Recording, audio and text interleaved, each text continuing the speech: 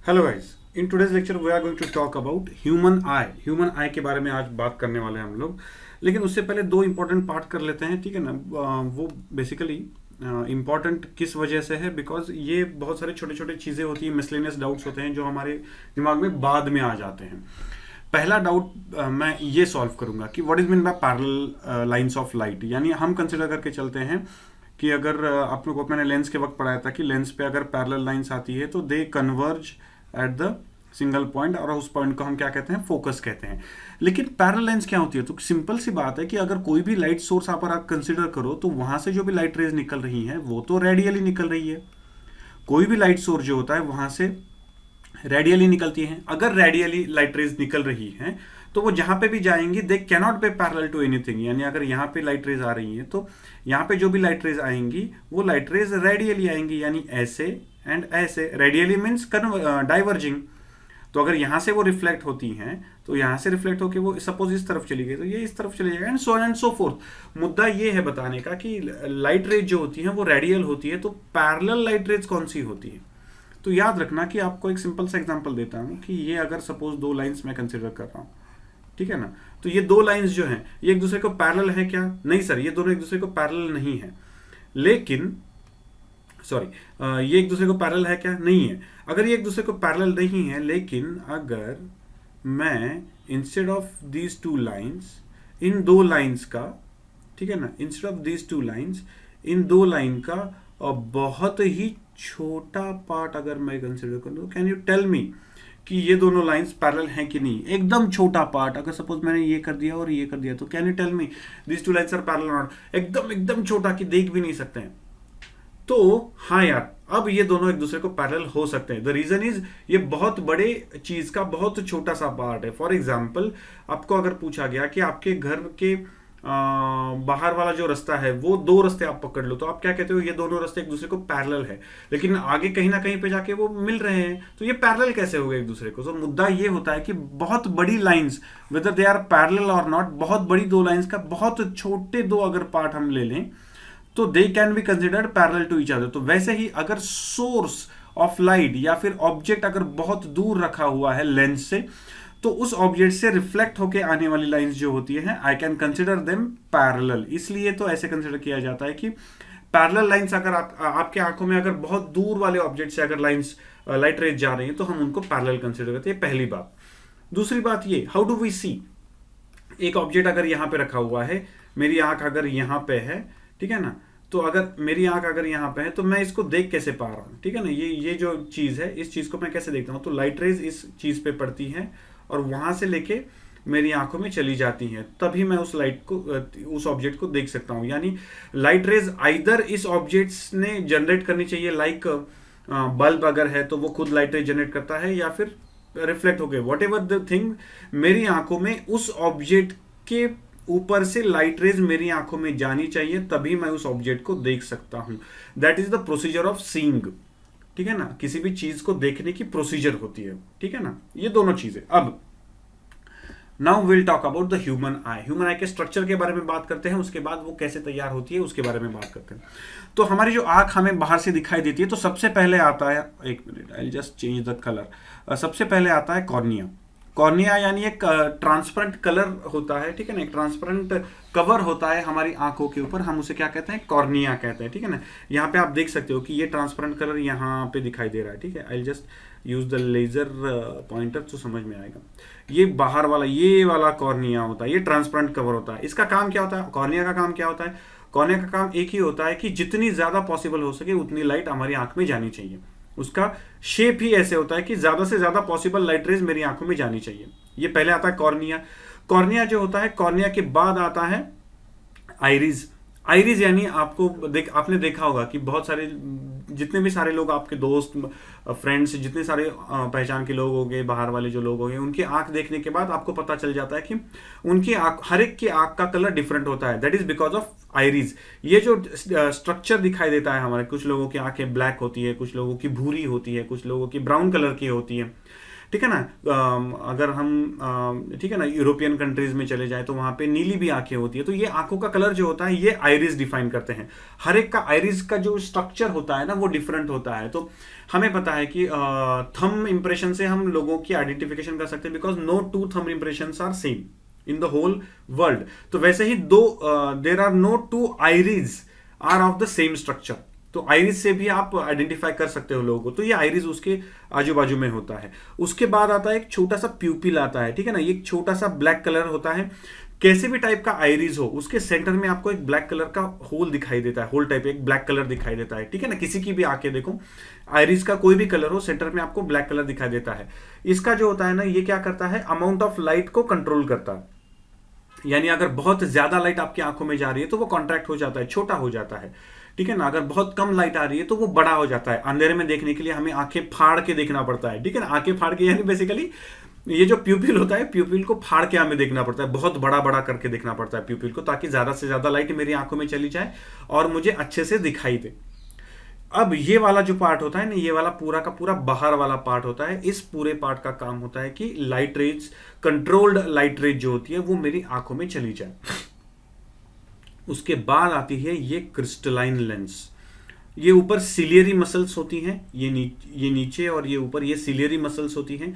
और ciliary muscles ने इस आंख में ये जो लेंस होती है, क्रिस्टलाइन लेंस जो होती है, उसमें एक लिक्विड भरा हुआ होता है, that is a transparent liquid. और वो जो पूरी की पूरी लेंस होती है एक बल्जी लेंस होती है।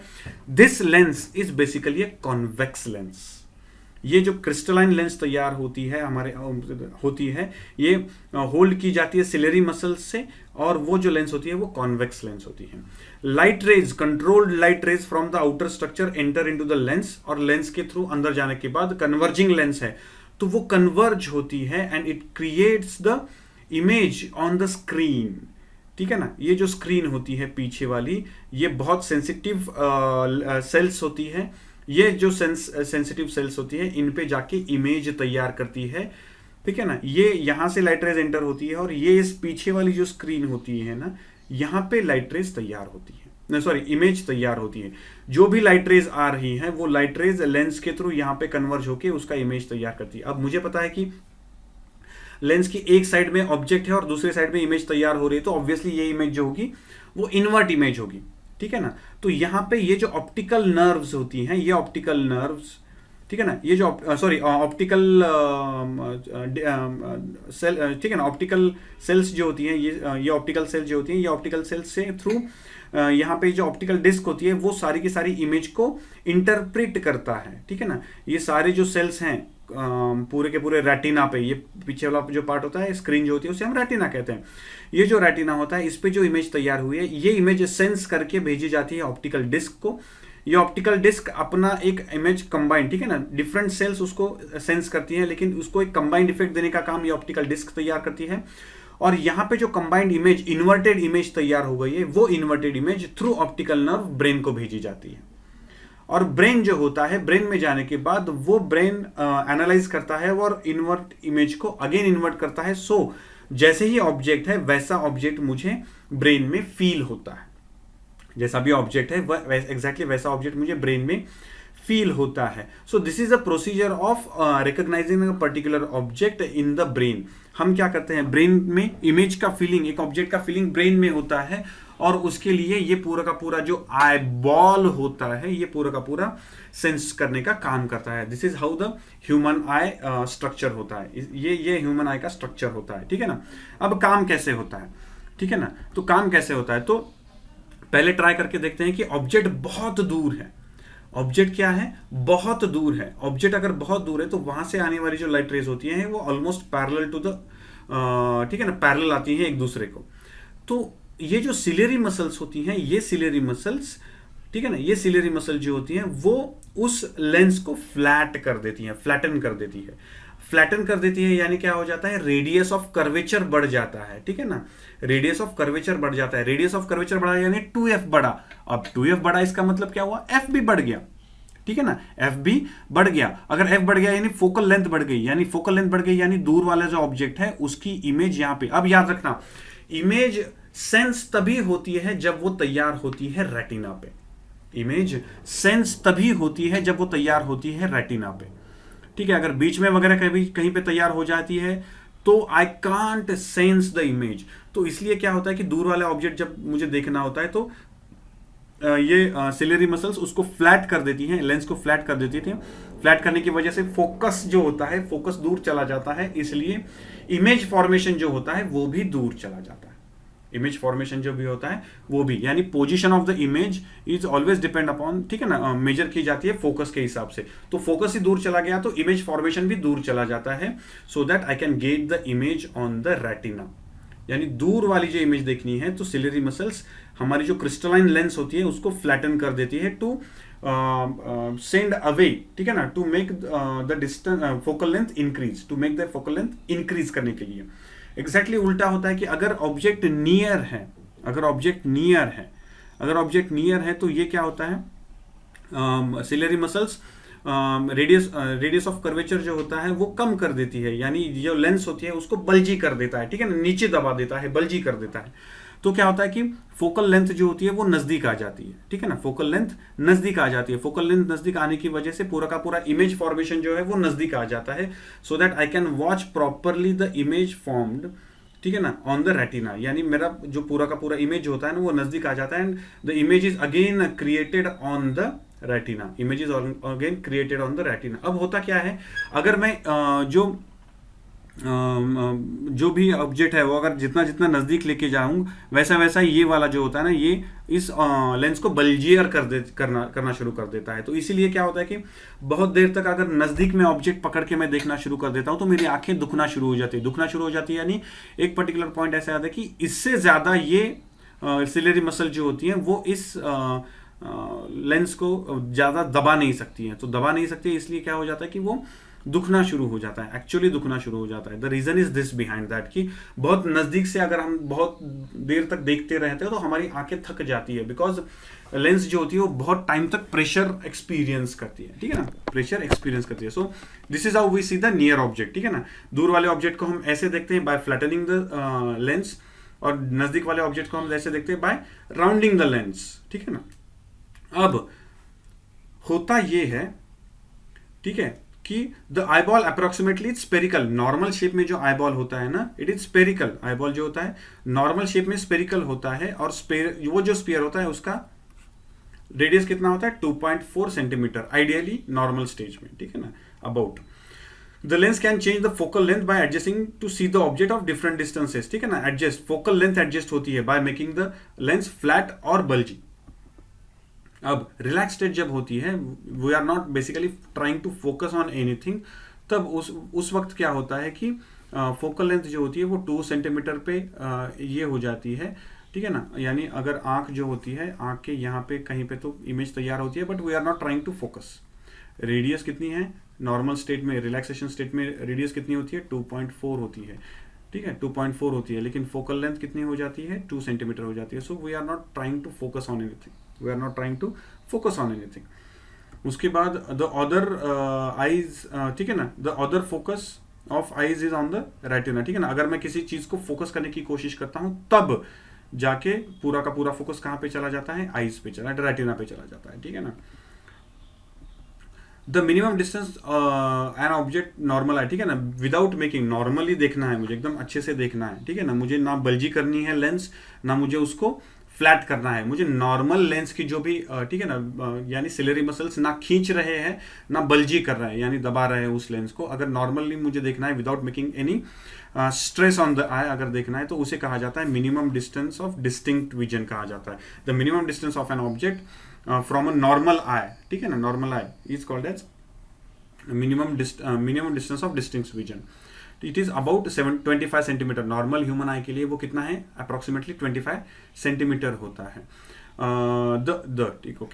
The farthest distance from the object of an human eye is called as farthest distance from the distinct vision. कितना दूर का देख सकते हैं हम लोग, तो हम इनफाइनेट दूर का चीज देख सकते हैं। हाँ, मे बी आइडेंटिफाई नहीं कर पाएंगे कि वो एग्जैक्टली क्या है, लेकिन वी कैन सेंस कि वहां पे कुछ ना कुछ तो है। यानी हम ऐसे कर सकते हैं कि पूरा का पूरा स्काई जो है वो ब्लैक है, पूरा का पूरा स्काई जो है वो ब्लैक है, एक ही दूर, बहुत बहुत बहुत दूर एक ही तारा है जो मैं देख पा रहा हूं, ठीक है ना।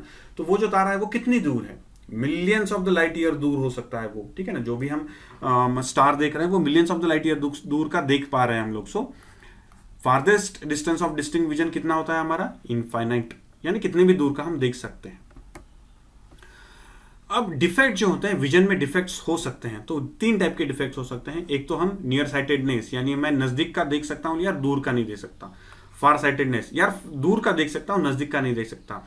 अनप्रेस बायोपिया, यानी यार दोनों प्रॉब्लम है, नजदीक का भी ठीक से देख नहीं पा रहा हूं, दूर का भी ठीक से देख नहीं पा रहा हूं। बेसिकली मेरा नॉर्मल विजन जो है वही खराब हो गया है। तो इन तीनों के बारे में बात करते हैं। तो होता क्या है, देखो नॉर्मली होता क्या है कि नियर साइटेडनेस और मायोपिया में होता क्या है कि दूर के जो ऑब्जेक्ट्स हैं वो ठीक से देख नहीं पा रहा हूं, बिकॉज दूर के ऑब्जेक्ट्स जो भी लाइट रे आ रही है वो लाइट रे जो है वो बीच में ही इमेज तैयार कर रही है। लेकिन यहाँ पे इमेज तो तैयार हो रही है, लेकिन अगर जब तक इमेज रेटिना पे तैयार नहीं होती मैं उसको आइडेंटिफाई नहीं कर सकता। बीच में अगर तैयार हो रही है तो आई कांट आइडेंटिफाई। यानी बेसिकली हो क्या रहा है कि ये लेंस जो है अच्छी तरीके से फ्लैट ना होने के कारण वो जल्दी से कन्वर्ज कर रही है, ठीक है ना। इमेज की लाइट रेज को जो है वो जल्दी से कन्वर्ज कर रही है। तो the I can see the near by objects clearly but distinct object को प्रॉब्लम हो रहा है, ठीक है ना। तो इसको क्या कहा जाता है, मायोपिया या फिर नियर साइटेडनेस कहा जाता है। इसके 2 रीजन हो सकते हैं। एक तो curvature of the cornea and the lens, ठीक है ना। Curvature of the cornea and the eye lens increases, यानी ये जो कर्वेचर ऑफ द कॉर्निया है, ठीक है ना, ये जो कर्वेचर ऑफ द कॉर्निया है ये एंड आई लेंस ये जो है ये इंक्रीज हो गए हैं। इंक्रीज हो गए यानी क्या हो रहा है कि इंक्रीज होने की वजह से ये थोड़ी सी बल्जी हो गई है। बल्जी होने की वजह से क्या हो रहा है, वो जल्दी से कन्वर्ज कर रही है, फोकल लेंथ कम करके जल्दी से कन्वर्ज कर रही है। या फिर ये जो आई बॉल है, पूरा का पूरा diameter of the eye ball है ये इंक्रीज हो गया है, ठीक है ना। आई बॉल इलोंगेट हो गया है यानी इंक्रीज हो गया है। ये दोनों केसेस में क्या होता है, हमारे नियर साइटेडनेस या फिर मायोपिया का प्रॉब्लम होता है कि दूर वाली चीज ठीक से देख नहीं सकते हैं। तो इसको अगर मुझे ठीक करना है तो मैं क्या करता हूं, क्या हो रहा है, जल्दी कन्वर्ज हो रहा है, तो मैं क्या करता हूं, भेजते वक्त ही मैं उसको डाइवर्ज करके भेजूंगा। डाइवर्ज करने के लिए मैं यहां पे डाइवर्जिंग लेंस यूज करूंगा। तो मैं क्या करता हूं, भेजते वक्त ही मैं उसको क्या करता हूं, डाइवर्ज करके भेज देता हूं। तो डाइवर्ज करने की वजह से जो जल्दी कन्वर्ज हो रहे थे वो थोड़ा सा देर से कन्वर्ज होंगे, जल्दी जो कन्वर्ज हो रहे थे थोड़ा सा देर से कन्वर्ज होंगे, so that they will be converging on the retina. Appropriate focal length की अगर मैं कॉन्केव लेंस यूज करता हूं, डाइवर्जिंग लेंस अगर यूज करता हूं, तो वो मैं उसको पहले डाइवर्ज करके भेजता हूं, तो उसके बाद पहले डाइवर्ज होता है उसके बाद कन्वर्ज होता है। तो इनिशियली जो सिर्फ कन्वर्ज हो रहा था वो थोड़ा सा लेट कन्वर्ज होगा और रेटिना पे जाके कन्वर्ज हो जाता है। सो मुझे correction of the near sightedness मिल जाता है। यानी नियर साइटेडनेस जो होता है वो कैसे रेक्टिफाई किया जाता है, by using the concave lens. Concave lens यानी डाइवर्जिंग लेंस यूज करके उसको ठीक किया जाता है। दूसरा प्रॉब्लम है फार साइटेडनेस। तो फार साइटेडनेस में होता क्या है, फार साइटेडनेस या फिर उसको क्या क्या क्या क्या कहा जाता है, हाइपरमेट्रोपिया कहा जाता है। अगेन एक्सपेक्टेड होता है कि नजदीक वाले जो ऑब्जेक्ट हैं, नजदीक वाले ऑब्जेक्ट को देखने के लिए जो लेंस है वो ज्यादा बल्जी हो जानी चाहिए, लेकिन वो प्रॉपरली बल्जी नहीं हो पाती है और वो इमेज जो है वो बहुत दूर तैयार करती है, आफ्टर द रेटिना, रेटिना से भी दूर तैयार करती है प्रॉपरली बल्जी ना होने की वजह से, ठीक है ना। यानी बेसिकली ये प्रॉपरली बल्जी ना हो, ठीक है ना, इसलिए उसका जो कन्वर्जेंस है वो दूर चला जाता है। सो हम क्या करते हैं कि नजदीक वाले ऑब्जेक्ट प्रॉपरली आइडेंटिफाई नहीं कर पाते हैं। तो इसके रीजन क्या हो सकता है, curvature of the cornea and lens decreases, यानी ये जो ठीक है ना, ये जो है ना ये डिक्रीज हो गया कर्वेचर, यानी ये थोड़ी सी ज्यादा फ्लैट है, एक्सपेक्टेशन से ज्यादा फ्लैट है, एक्सपेक्टेशन से ज्यादा फ्लैट हो गई है, ठीक है ना। इसके लिए कोई भी रीजन हो सकते हैं, लेकिन एक्सपेक्टेशन से ज्यादा फ्लैट हो गई है। एक्सपेक्टेशन से ज्यादा फ्लैट हो गई इसका मतलब क्या हो गया भाई, मुझे नजदीक वाले ऑब्जेक्ट ठीक से दिखाई नहीं दे रहे बिकॉज वो प्रॉपरली बल्जी नहीं हो पा रही है। सो मैं उसका फोकल लेंथ कम नहीं कर पा रहा हूं। या फिर दूसरा ये भी हो सकता है कि आई बॉल ऑफ द फ्लैटेनिंग, यानी ये जो डिस्टेंस है, ठीक है ना, ये जो diameter of the eye ball है, ये जो diameter of the eye ball है ये बेसिकली कम हो गया है। Diameter of the eye ball जो है ये कम हो गया है, ये हो सकता है। तो प्रॉब्लम यहाँ पे बेसिक क्या है कि वो बहुत लेट कन्वर्ज हो रहे हैं, बहुत लेट कन्वर्ज हो रहे हैं, क्योंकि एक लेंस का पावर उसको सफिशिएंट नहीं हो रहा है टू कन्वर्ज। तो मैं क्या करता हूं, और एक लेंस लगा देता हूं, कन्वर्जिंग लेंस। ये दोनों मिला के ज्यादा पावर तैयार करेंगे, ये दोनों मिला के ज्यादा पावर तैयार करेंगे और जल्दी से बेंड कर देंगे। इसकी पावर पॉजिटिव होती है, इसकी पावर पॉजिटिव होती है, ज्यादा पावर मिलती है कन्वर्ज होने के लिए। सो कन्वर्जिंग पावर बढ़ने की वजह से वो जल्दी कन्वर्ज हो जाता है। इन द लास्ट स्लाइड क्या हुआ, यहां पे क्या हुआ, ओके, यहाँ पे क्या हुआ, ओके, यहाँ पे इसकी निगेटिव कन्वर्जिंग पावर होती है, इसकी पॉजिटिव होती है, तो नेट कन्वर्जिंग पावर डिक्रीज होगी, नेट कन्वर्जिंग पावर डिक्रीज होगी, इसलिए वो लेट कन्वर्ज हुआ। यहाँ पे क्या हुआ, नेट कन्वर्जिंग पावर इंक्रीज हो गई, बिकॉज इसका भी पावर कन्वर्जिंग पावर पॉजिटिव है, इसका भी कन्वर्जिंग पावर पॉजिटिव है, ज्यादा कन्वर्जिंग पावर हो गया, इसलिए जल्दी से कन्वर्ज हो गया ये और रेटिना पे मिल गया। लेट हो रहा था यहाँ पे, तो अब नजदीक हो गया। सो ठीक है, सो हाइपरमेट्रोपिया या फिर फारसाइटेडनेस को ठीक करने के लिए मेरे पास कॉन्वेक्स लेंस का ऑप्शन होता है। तो करेक्शन में कैसे करता हूं, यूजिंग द कॉन्वेक्स लेंस। अब होता यह है कि प्रेस बायोपिया में होता क्या है कि फोकसिंग पावर जो होती है बेसिकली वही खराब हो जाती है, ना नजदीक वाले चीजों पे फोकस कर पाते हैं ना दूर वाले चीजों पे, ये बिकॉज ऑफ एज होता है मोस्ट ऑफ द टाइम्स, ठीक है ना। तो जो मसल्स होती हैं वो मसल्स ही काम नहीं कर पाती हैं, वो मसल जो होती हैं they lose their ability to change the focal length, appropriate focal length change करने के लिए जो मसल की पावर होती है ना वही खराब हो जाती है। सो इसे कहा जाता है प्रेस बायोपिया। तो people suffer from the near sightedness as well as far sightedness, यानी ना दूर वाली चीजों पे फोकस कर पाते हैं ना नजदीक वाली चीजों पे फोकस कर पाते हैं। बेसिकली जो मसल है वही अपना मीनिंग ही खराब हो जाता है उसका। तो इसके लिए मुझे बायफोकल लेंस यूज करनी पड़ती है टू करेक्ट द डिफेक्ट, ठीक है। तो कैसे होता है, आपने देखा होगा आपके ग्रैंडफादर ग्रैंडमदर जो होंगे वो ऐसे यूज करते हैं कि उनमें एक छोटा सा नीचे वाला जो पार्ट होता है, ठीक है ना, ये कॉन्केव लेंस होती है, और ऊपर वाला जो होता है ये ऊपर वाला जो होता है वो कॉन्केव लेंस होती है, और नीचे वाला जो होता है वो कॉन्वेक्स लेंस यूज किया जाता है। ये नीचे वाला नियर साइड के लिए यहाँ पे होता है, डिस्टेंस के लिए यहाँ पे होता है। So this is how it is done, this is how it is done कि भाई दूर वाली चीजें देखने के लिए और नजदीक वाली चीजें देखने के लिए ये यूज किया जाता है। सो प्रेस बायोपिया के लिए आपको दोनों यूज करना पड़ता है। सो ऐसे टाइप के जो ग्लासेस होते हैं इनको क्या कहा जाता है, बायफोकल लेंसेस कहा जाता है। क्या कहा जाता है, बायफोकल लेंसेस कहा जाता है कि दोनों लेंसेस एक ही साथ एक ही स्पेक्टेकल में उसको पुट किया जाता है। सो दिस इज प्रेस बायोपिया, ठीक है।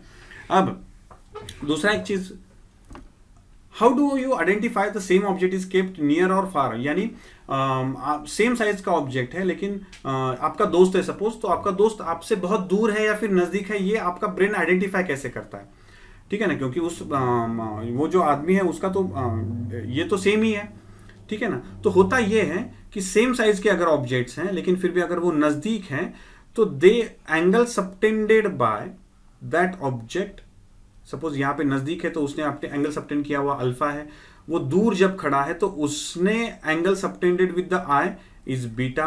अगर alpha is greater than beta, इसका मतलब alpha is greater than beta, इसका मतलब बीटा अल्फा पोजीशन पे ऑब्जेक्ट जो है वो नजदीक है, बीटा पोजीशन पे दूर है। इसका मतलब if the angle subtended is greater object is nearer, if the angle subtended by that object size is smaller the object is farther away.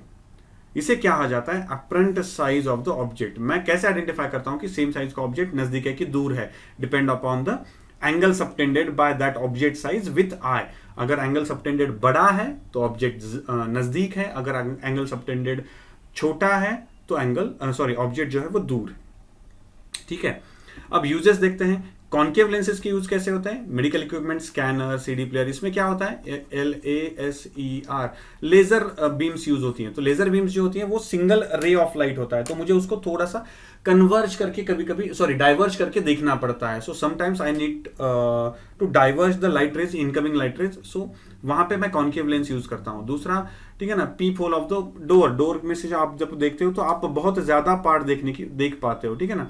अगर मैं टॉप व्यू कंसिडर करूं, ठीक है ना, टॉप व्यू कंसिडर करूं तो आप अंदर हो, ये अंदर वाला पार्ट है, ये बाहर वाला पार्ट है, तो यहां से, ठीक है ना, यहां से लाइट रेज जो आ रही है तो अंदर जाके वो ऐसी हो जाती है। So I can see the larger area, ठीक है ना, मैं ज्यादा से ज्यादा बड़ा छोटा एरिया ज्यादा से ज्यादा बड़ी साइज में देख सकता हूँ। उसके बाद स्पेक्टेकल्स, ऑब्वियसली अभी देखा हमने स्पेक्टेकल्स में कैसे यूज होता है उनको। उसके बाद टॉर्च, आपने टॉर्च में देखा होगा, टॉर्च की जो साइज होती है वो टॉर्च की साइज तो छोटी होती है लेकिन उसके आगे वाला ये होता है। सो यहाँ पे जो छोटी सी लाइट यहाँ पे लेंस पे आके गिरती है तो वो आगे जाके बहुत बड़ा वाला लाइट का बड़ा वाला गोला तैयार करती है। सो वहां पे टॉर्च में यूज होता है concave lens. Camera, telescope, microscope जो होता है इसमें बेसिकली यूज होती है कॉन्वेक्स लेंस, लेकिन इमेज क्वालिटी इंप्रूव करने के लिए सोफिस्टिकेटेड इंस्ट्रूमेंट्स में कॉन्केव लेंस भी यूज की जाती है, just to increase the image quality. Image quality increase करने के लिए यूज किया जाता है। अदरवाइज कैमरा, टेलीस्कोप, माइक्रोस्कोप इसमें क्या यूज होता है? कॉन्वेक्स लेंस यूज होता है मेजर। अब कॉन्वेक्स लेंस के यूजेस के बारे में देखते हैं। तो कॉन्वेक्स लेंस का यूज होता है माइक्रोस्कोप, ओके, माइक्रोस्कोप में यूज होता है। तो सिंपल माइक्रोस्कोप यानी छोटी चीजें बड़ी करके देखने के लिए उसका यूज होता है। सिंपल माइक्रोस्कोप जो होता है, सिंपल माइक्रोस्कोप कौन यूज करता है? जो घड़ी की दुकान में जो घड़ी दुरुस्त करने वाला आदमी होता है ना, वो यूज करता है। तो वो क्या करता है, वो जो कॉन्वेक्स लेंस होती है, कॉन्वेक्स लेंस और ऑब्जेक्ट में डिस्टेंस इतना कम कर देता है कि वो जो ऑब्जेक्ट होता है वो उस कॉन्वेक्स लेंस की फोकल लेंथ और, ठीक है ना, यानी एफ और ओ के बीच में आ जाए। जैसे एफ और ओ के बीच में आ जाता है, it creates the virtual image on the same side. ठीक है, तो अगर मैं इस तरफ से अगर देख रहा हूं तो वो वाला ऑब्जेक्ट मुझे इतना नहीं, इतना बड़ा दिखाई देता है। ठीक है ना, अगर मैं यहां से देख रहा हूं, भले ही वो वर्चुअल इमेज है लेकिन मेरी आंखों को वो उतना बड़ा दिखाई देता है। ये सिंपल माइक्रोस्कोप होता है। ठीक है ना, ये सिंपल माइक्रोस्कोप होता है। सिंपल माइक्रोस्कोप यानी single convex lens is called as single microscope. ठीक है ना, आप घर पे कभी ट्राई करके देखिए, इसकी सिंपल लेंस लेके आओ और उसको आपने किया होगा कि आप उसको ऐसे एक पेज पे आप उसको ठीक है ना, मैंने यहाँ पे कॉन्वेक्स लेंस रखी तो ऊपर से parallel light rays of the sun आया, तो मैंने उसको कॉन्सेंट्रेट, एक पेज था मेरे पास, पेज पे यहाँ पे उसको कॉन्सेंट्रेट किया। तो यहाँ पे आप क्या कर रहे हो, बेसिकली यहाँ पे आपका पेज जो है वो जलना शुरू हो जाता है। यहाँ पे आपने क्या किया, यहाँ पे आपने सन की इमेज तैयार की, यहाँ पे सन की इमेज तैयार की, सारे के सारे लाइट रेज यहाँ पे आके कॉन्सेंट्रेट हो गए, सन से आने वाली सारी लाइट रेज यहाँ पे कॉन्सेंट्रेट हो गई और ये यहाँ पे वो जलना शुरू हो गया। बेसिकली यहाँ पे आपने क्या किया, सन की इमेज तैयार कर ली थी। So simple microscope, simple lens is called as simple microscope. ठीक है ना, उसके बाद आता है कंपाउंड माइक्रोस्कोप। ये इंटरेस्टिंग पार्ट है। कंपाउंड माइक्रोस्कोप में क्या होता है, देखो ठीक से समझ लो। एक प्रिंसिपल एक्सिस लिया जाता है जिसपे दो लेंसेस माउंट की जाती हैं। ठीक है ना, इसमें से ये जो लेंस होती है इसे ऑब्जेक्टिव लेंस कहा जाता है, बिकॉज इस साइड में हम ऑब्जेक्ट रखने वाले हैं, और ये जो होता है ये आईपीस कहा जाता है, यहां से हम देखने वाले हैं। ठीक है ना, यहां से हम देखने वाले हैं। तो होता ये है कि मैंने ऑब्जेक्ट यहां पे रखा, तो ये जो लेंस है, इस लेंस का जो ठीक है ना, इस लेंस का जो फोकल लेंथ है वो यहाँ पे है, ये एफ ई पकड़ लो, तो इस साइड में भी एफ ई है। किया ये जाता है कि एफ ई, तो यहाँ पे क्या मिलेगा मुझे, 2FE मिलेगा। ये जो 2FE होता है ये FO के साथ मैच किया जाता है। देखो समझो ठीक से, इसको FO के साथ मैच किया जाता है, यानी FO क्या है, फोकस ऑफ द, सॉरी उल्टा बोल दिया मैंने, ये FO, ये FO, ये FO और ये FE, ये focal length of objective lens है, ये focal length of objective lens है, और ये focal length of objective lens इस साइड में। तो ये 2FO मिल गया। ये 2FO जो है ये FE यानी आईपीस के फोकल लेंथ के साथ मैच किया जाता है, ये आईपीस के फोकल लेंथ के साथ मैच किया जाता है, उसके हिसाब से मैच किया जाता है। अब होता ये है कि मैंने ऑब्जेक्ट रखा FO और 2FO के बीच में।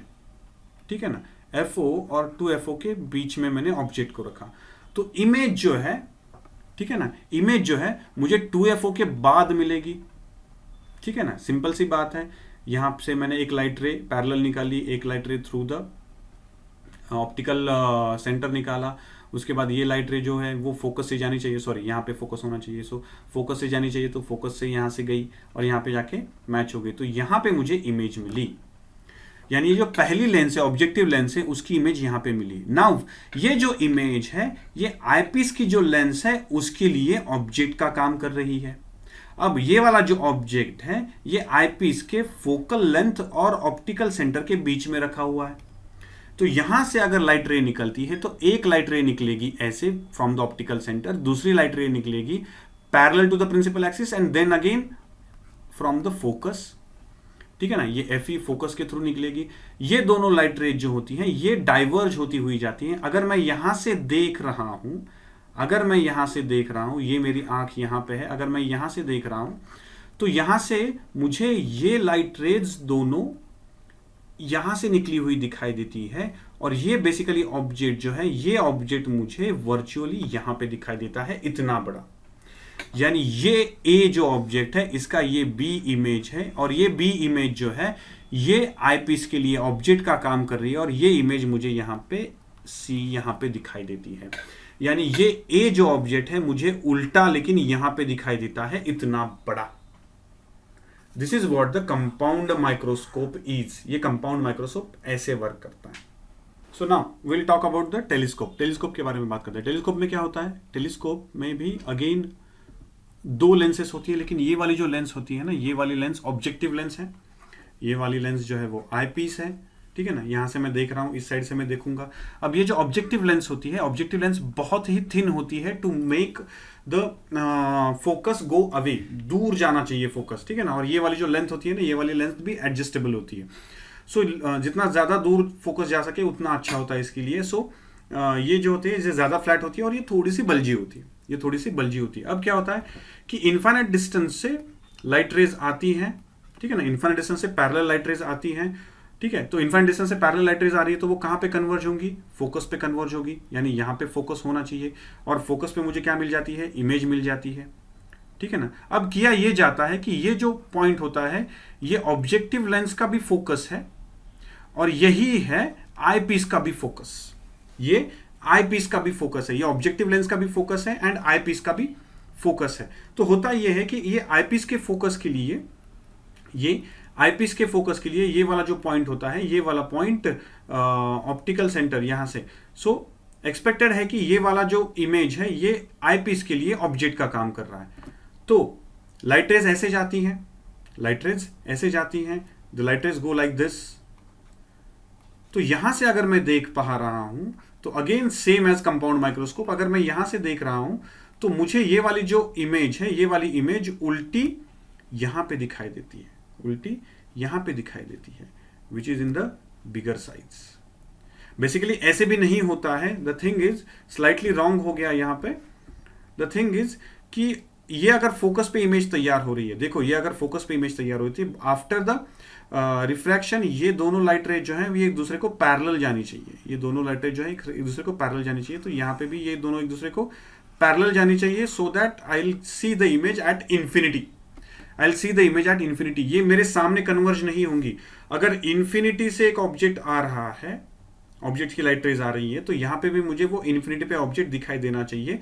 स्लाइटली बड़ा दिखाई देता है लेकिन दिखाई देता है। That is what the telescope works for, that is what the telescope works for. It will not converge like this, ठीक है ना, ये गलत है, ये ऐसे कन्वर्ज नहीं होगा। It will go parallel, because यहां पे मुझे ऑब्जेक्ट कहां पे रखा हुआ है?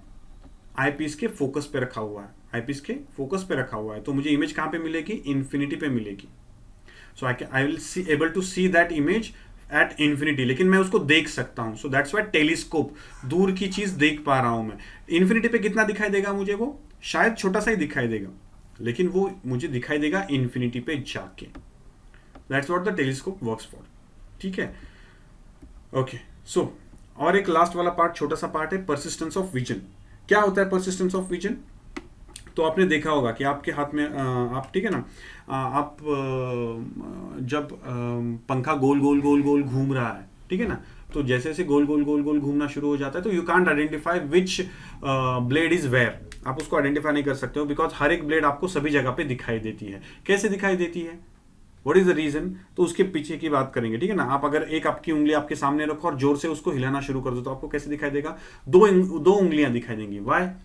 Because persistence of vision। तो उसके बारे में बात करते हैं। होता क्या है?